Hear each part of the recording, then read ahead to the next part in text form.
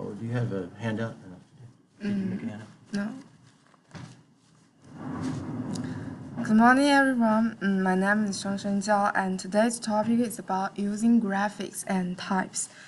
We have already known the importance of using photos to attract readers from last week's presentation. It's similar to the using of graphics, so I won't waste the time to introduce again, and just want to introduce the types of information graphics. Types of information graphics. The first type is the illustration. Illustration can help reader understand complex things, including information that may be extremely difficult or impossible to describe in words.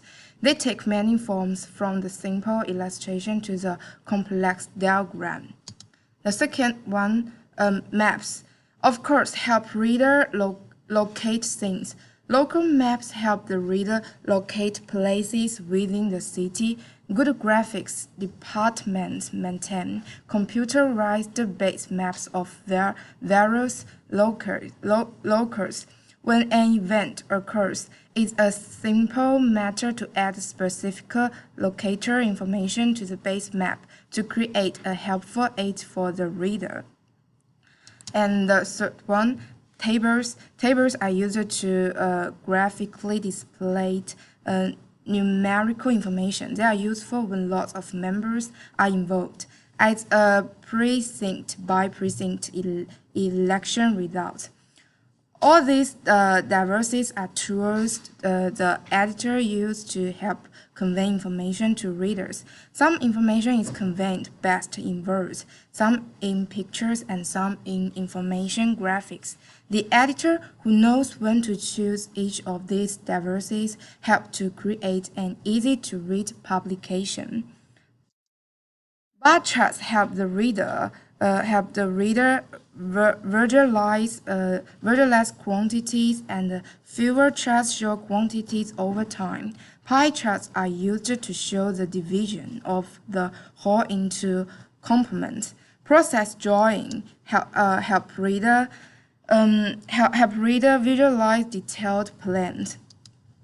When we first start to work with types, one of the things that can be most daunting is choosing a typeface. There is so many typefaces out there, it can be quite overwhelming. How do you know which one to choose? How do you know the good ones from the bad ones? Or how do you know which one might be right for a certain job?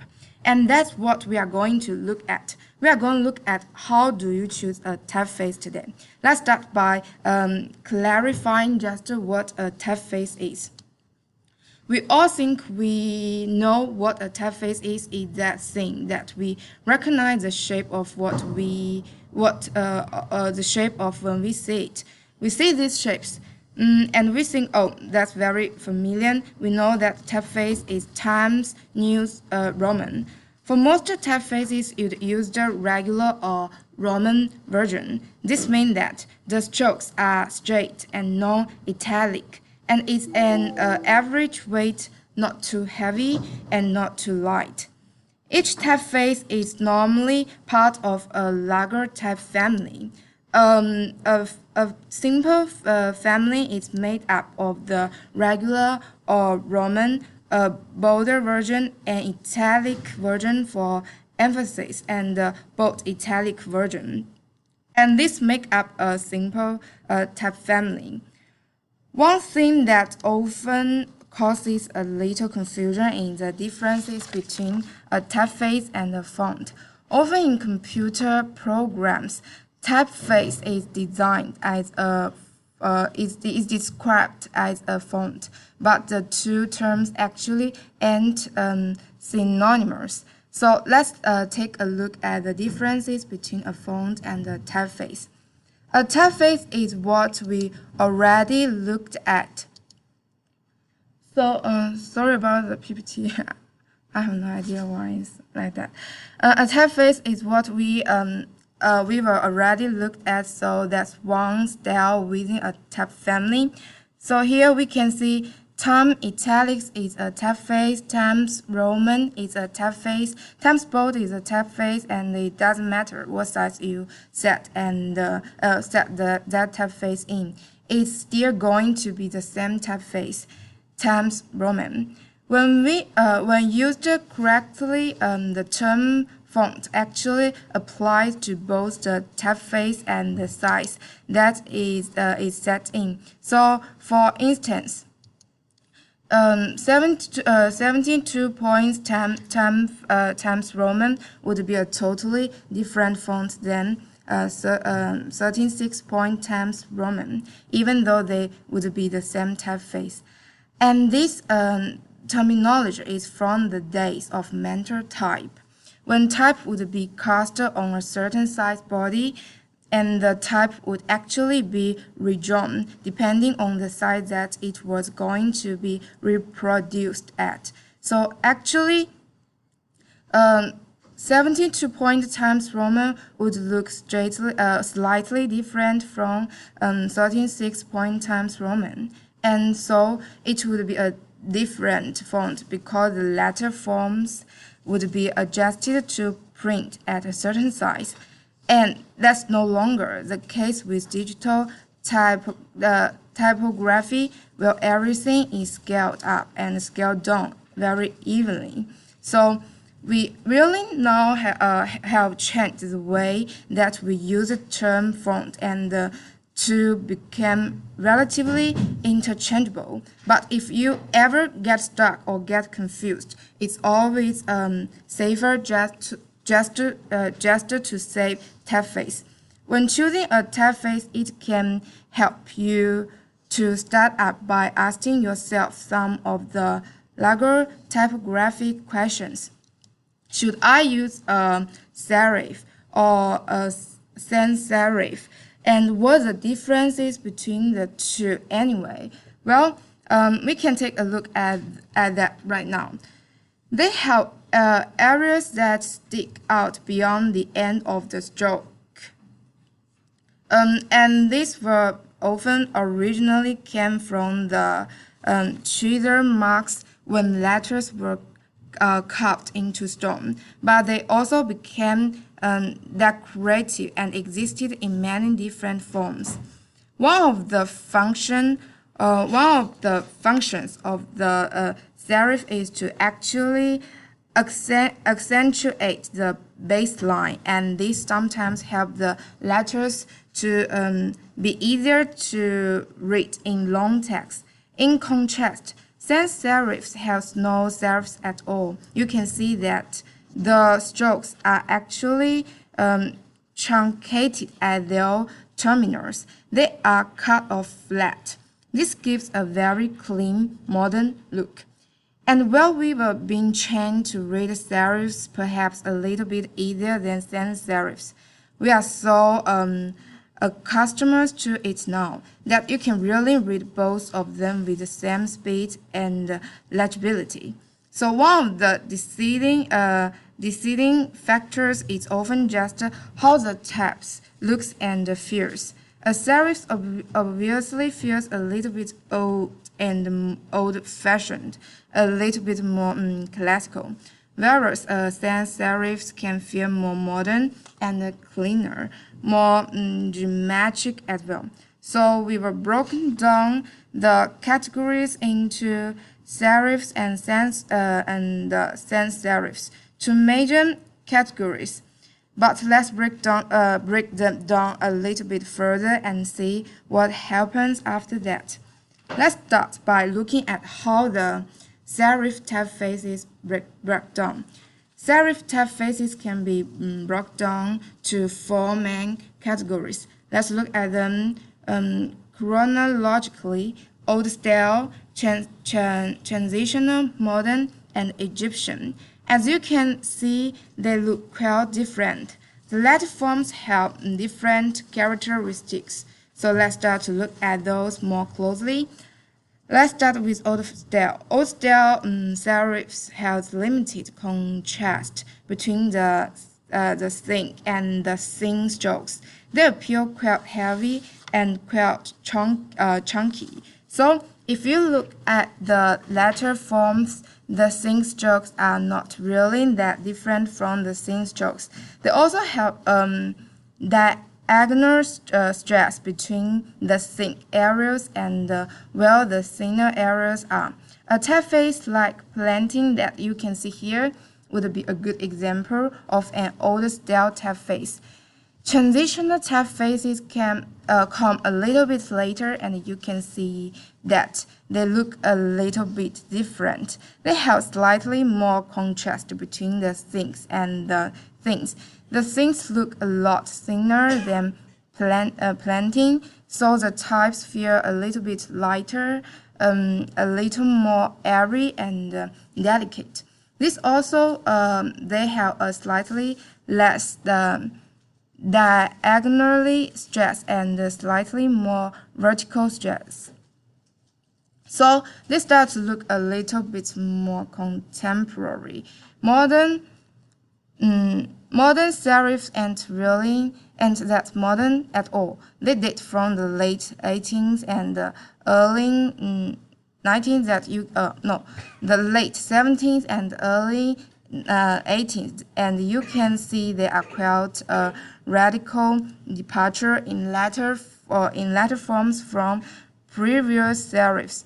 If you look closely, you can see that they have a much straighter serif. There is a very little angle to it, but also it's very, very thin. It's almost a hairline serif. You can see there's a lot of contrast between the thin parts of the letter forms and the thin parts of the letter forms. In terms of stress, they are pretty much symmetrical. The last category of serifs that we are gonna look at are Egyptians. Egyptians have virtually no contrast between the thin and the thin strokes of the letter form, but also no contrast in weight between the strokes and the serifs. This makes them very, very sturdy and very even. They are also often symmetrical, so there is no stress to the letter form, and they are really a precursor to modern sans-serif types. Now we can break sans-serif types down into three major categories. Let's look at them. Grotesque, geometric, and humanist.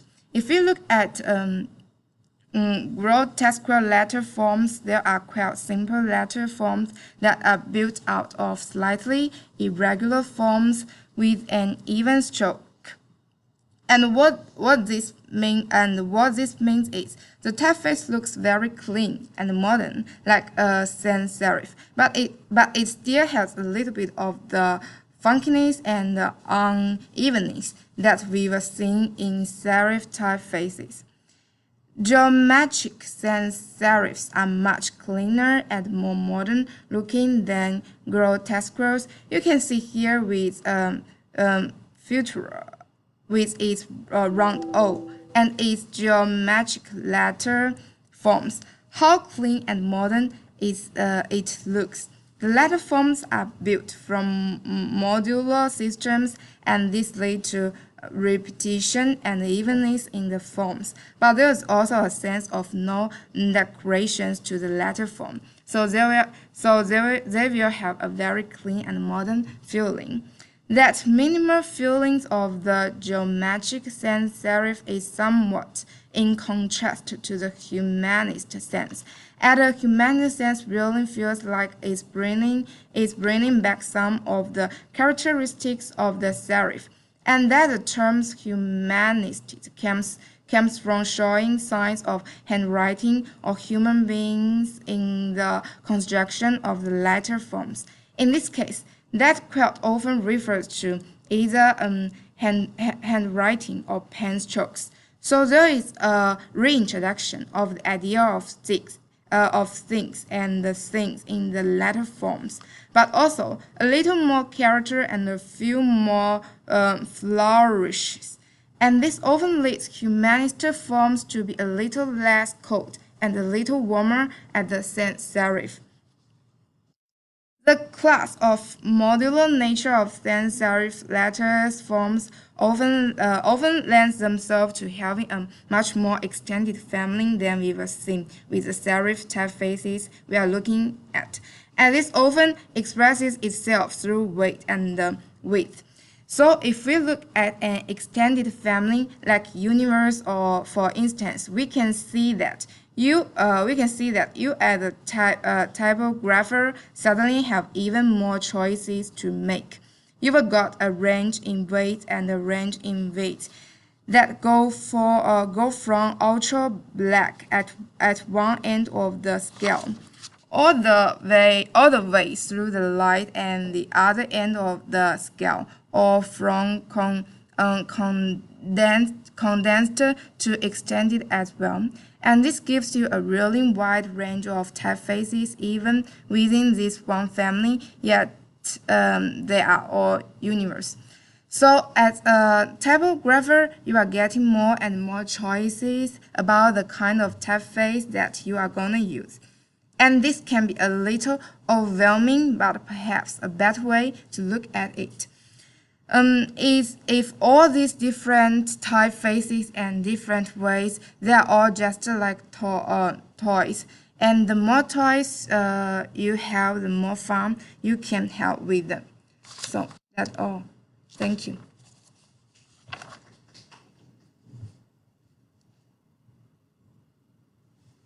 Could you leave your PowerPoint? Some people use graphics this week. They just kind of, I don't know, they were handy, so they grabbed them, and they just weren't very good graphics. So be sure if you're going to use graphics that they're good, that they're decent. But they definitely have a point, have a place in our work, and particularly, even our mid-sized newspaper had a full-time graphic artist. So to do maps and do things like this, it adds a lot. And if you didn't have a graphic artist in your staff, there's some things we could do. Now with Google, I suppose you could get quite a few maps off the internet that way, obviously. You just can't give the emphasis that you can give when you customize it. So graphic art is a very important part of the work that we do in newspapers.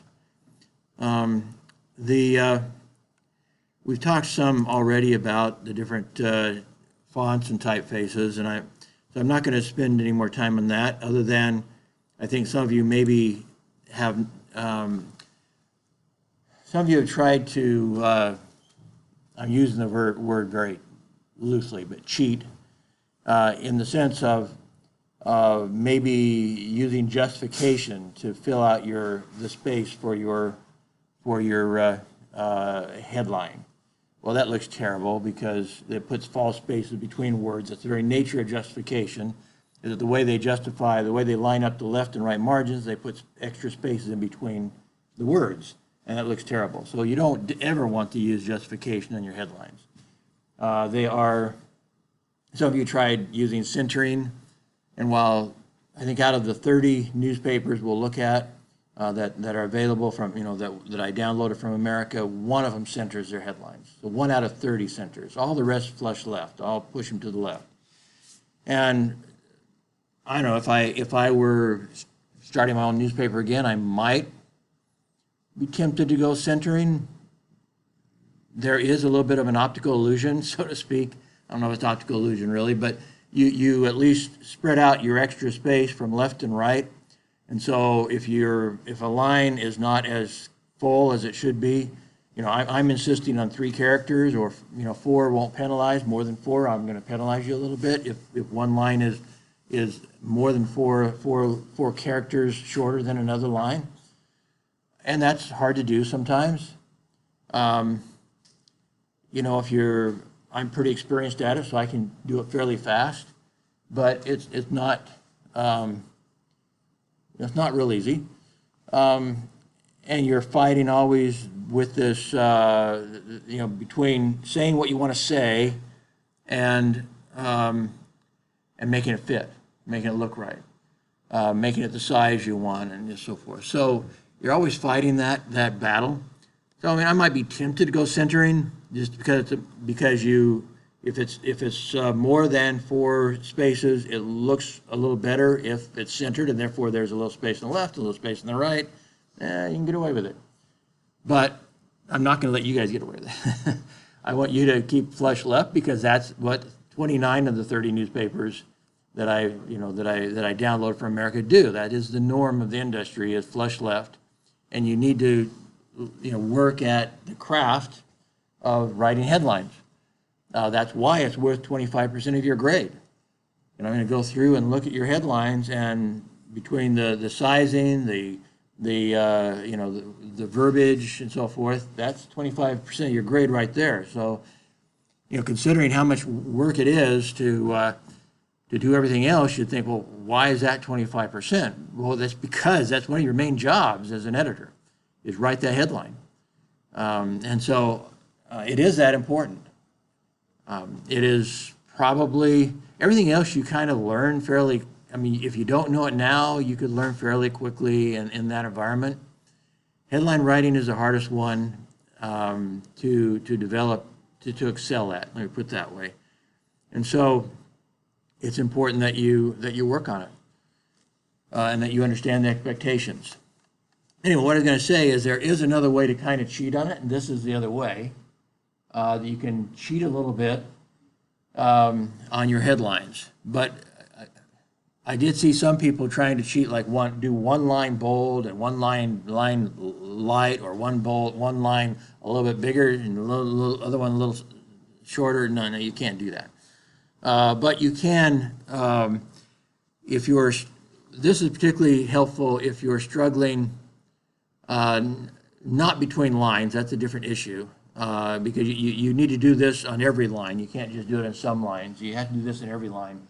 But if you are struggling for depth, you've maybe left yourself a certain amount of space, and you really don't want to redo your page when you realize what I want to say doesn't take this much space. I want to say what I have to say, but I still have, 5 or 6 characters worth of space on this line. How can but if I make it bigger, it's going to require more room, and I'm going to have to redo the whole page. I don't want to do that. InDesign and Quark both have ways to deal with that, and these are ways to deal with that. But you can also do it not out of desperation, but out of inspiration. When do I want to do something really bold, and when do I want something extra light? And all of these weights and widths are possible with desktop publishing that didn't used to be available. And so just going over real quick to the headline I did the other day, or to the page I did the other day, just to make my point. I'll zoom into here on this headline. I've got a little extra space here. Now I can't, again, what I'm about to show you, I'm not saying do this to fill out a line, because they still have to be within 3 characters, and if one looks stupidly different, that's going to be worse. But if I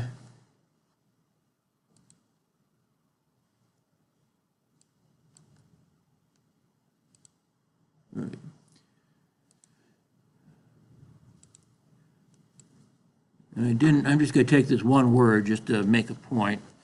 And so I want to, there's a typeface. Why it's not showing up down here? Well, it's up here. Wow. For some reason this went up to the top. I don't know why. So I'm going to go in here, and I want to see, this one is the track amount. So tracking, if I wanted to, again, don't do it word by word, but if you want to spread it out a little bit without changing the type size or the weight, you can do this, and it will just gradually, it'll just put a little more air between every letter. So that's tracking. I don't use tracking very much. I kind of think, I don't, unless you have maybe in some advertising it might be more effective. In the actual news content, I don't find tracking very effective. And again, don't do one line of tracking and one line without to try to cheat that way, or I will notice that, and I'm not going to like it. But I'm just telling you that that option exists if you're trying to stretch a headline without making it a bigger type size. I think more valuable than that, and I guess that's,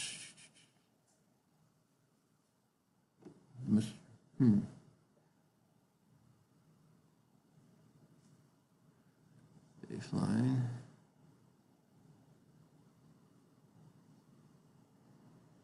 Maybe that one. Okay, I'll select that again. And let me see if this is the one I'm looking for. Yeah, okay, so this just makes it, thicker.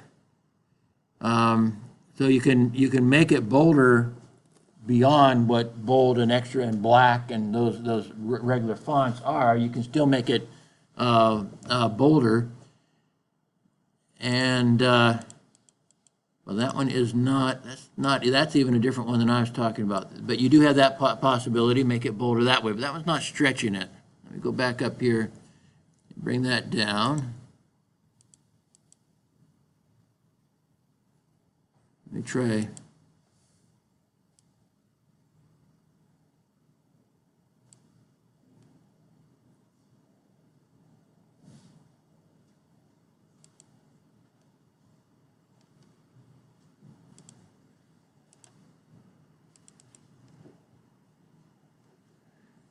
That is over here.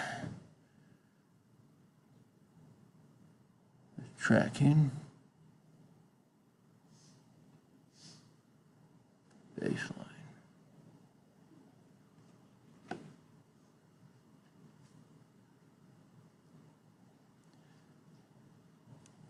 I don't know, maybe that's what, that doesn't seem to be doing what I want it to do, but maybe it is.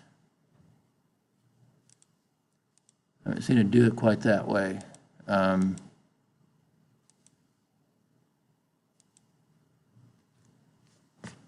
Typically, I'm expecting it to go a little bit wider at the same time that it gets thicker.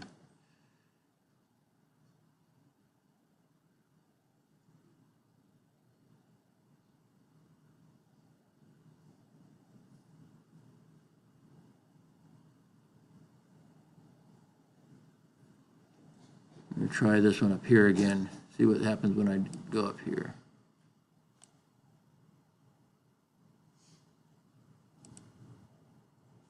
I don't see any change with that one. I don't know what that one's all about. So this is a little bit different than InDesign, and I was sure that it was right up here. Like this is scale horizontally. Let me try just clicking on that, see what happens. Okay. Oh, I see. Okay. Well, I'm going over here, I guess. Okay, that's what I wanted. Okay, this looks a little different than InDesign. Okay, so this one is getting it fatter and wider at the same time. So that's what I was actually looking for. This one I do use some. And I use it in order to do exactly what I was saying, is make this a little bit bolder and wider at the same time, and so it looks like a bigger headline. If you look at Nauris here, you would probably think it was a bigger type size. But it's not a bigger type size. It's the same type size, because type size is measured in depth, from the highest ascender to the lowest descender. The depth of this didn't change. The boldness, the fatness, if you would, of it changed. And so you can take a headline and make it look like it's a bigger point size, but it's not really a bigger point size. So if you have a limited amount of space for whatever reason and you're trying to fill that space, again, it's better to do it out of inspiration than desperation. But if you're trying to do it and you think making it bolder would look good anyway, let me put it that way, so it might be a combination of desperation and inspiration, this gives you what appears to be a bigger point size without being technically a bigger point size. It's bigger letters in fatness, but it's not taller. Therefore, it's not a different point size. Point size is tallness, if you would. This is fatness, not tallness. And so you can gain that effect, and like I said, it looks totally, now I would not do that word by word, but it is, it looks like I accidentally, no, I guess that was italicized before. Didn't mean it for it to be italicized. Okay, I'm going to take off the italicized. Didn't want it to be italicized. Okay, so anyway, I'm going to go back and put that back where it was. But this is a function of desktop publishing that, of course, we certainly didn't have back when I was starting my career, that some of the things you can do to your lettering. So, you know, oops, now it's going under 100, that you couldn't do before. You know, before we couldn't do very type sizes 1 point at a time. We had only standard sizes, that was it. So we had, as I said before, you know, we had some of the smaller sizes, 6, I think it's 6, 8, maybe 9, 10, 12, 14, and then it went 18, then it went 24, then it went 30 sometimes, and then 36. Sometimes it jumped all the way to 48. Some depends on the machine you were using. Some had a 42. There was nothing in the 50s typically, maybe to 60 and then to 72. And that was it. You had to write headlines that fit those sizes without any options whatsoever. And we still were expected to make it fit within just a few letters, even when you had those limited options of type sizes. Well, now you can change the type size manually to any size you want. Not point by point, even half point sizes or less. You can also, like I said, you can also use this function here. What I didn't realize that here they also have where you can make it deeper. That's where these radio buttons are what they're doing. So if I select that again, just to demonstrate that, I did not know this existed. Well, now that one is still going fatter. Oh no, okay, I want to go over here. Okay, let's go deeper. So this allows you one word at a time. This is adding point size when you hit this one. So it's you have your scaling horizontally and scaling vertically. I'm not sure why you would go vertical without just changing the point size. But anyway, it's giving you lots of choices. Let me put it that way. So you have that we certainly never had before, and you can take advantage of now. I'm going to get both of these back to 100. So it should look back to normal. Now again, this is not something you normally do line by line unless you really, again, as a graphic effect, is it possible you could bold one word for, you know, really have a purpose to that? Sure, it's possible, but it's not going to happen very often, and you should not do it very often. It has to be an exception.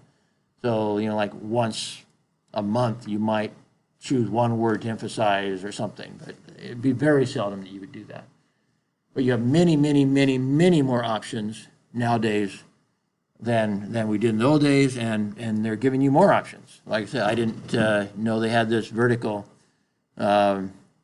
stretching that you could do. Again, I don't know exactly what advantage that is over just changing the point size, except maybe it's because I'm talking to myself here a little bit now. I normally do, I think. But anyway, I think let's take a look at this again. I'm going to do that again. Oops.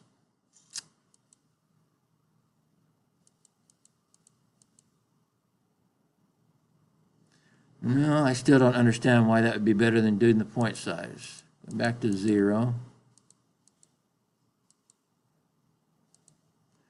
If I change the point size, that one, let's go to 33.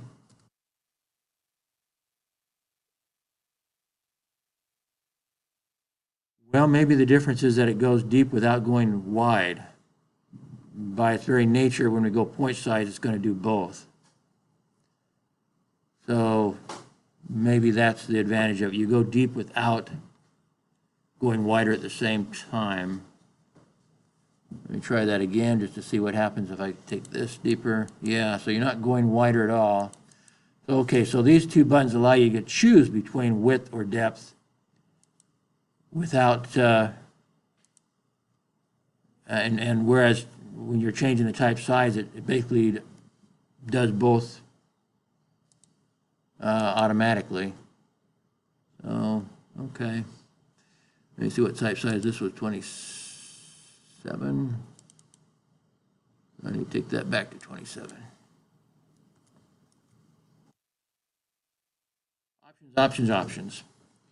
Okay, somebody else have a presentation to make today? Nobody's here that has a presentation? Okay. Well, I'm going to, first off, I think we're going to stop